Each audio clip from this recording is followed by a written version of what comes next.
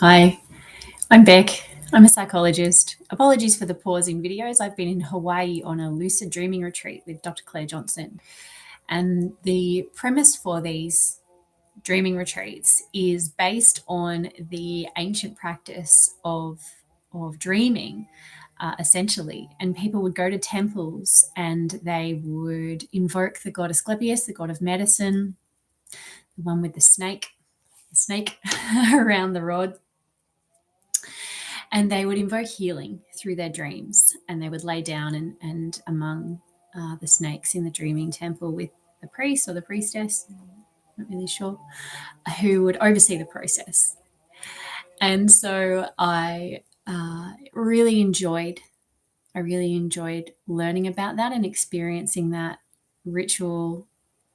And I realized how similar it is to the process of therapy, essentially. Therapy when it's done right. Therapy when the therapist understands that the person is the healer of themselves and they take a very hands-off approach to that healing.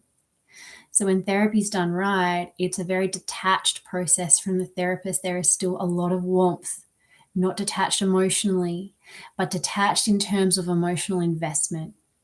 It is very much the person coming and invoking. Don't have to invoke the Greek gods, but you invoke your inner healer. And that's therapy done right. So the beauty of this is that if you can't access a therapist for whatever reason, that you can use your dreams to do the same thing. And so what that looks like is dreaming with the intent of healing, invoking your inner healer, and you can give it whatever name you want. You can invoke Asclepius, you can invoke a body of water within you. That's a practice. That's another practice. I think that's from the Altai Mountains.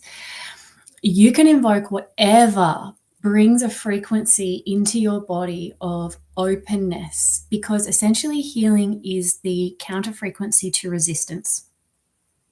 So when you feel tightness and rigidity, you're going to invoke the opposite of that. And whatever that looks like for you is fine. It could just be relaxation, that you could go into sleep with the open intention of invoking a relaxed body. And all that might look like for you is, before you fall asleep, is unclenching your fists or perhaps relaxing your jaw. And that is the way that you invoke healing through your sleep. You can be more active in your process of invocation healing. You could actively ask for a healing vision, a healing experience. Perhaps you could go back in time and resolve unresolved issues. If you have trauma in your past, you could invoke healing around a specific situation or a specific event in your life.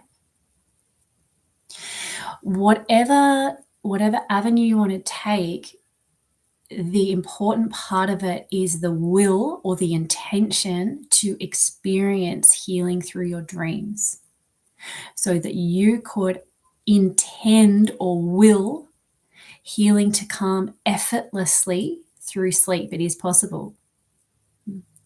Enjoy that practice.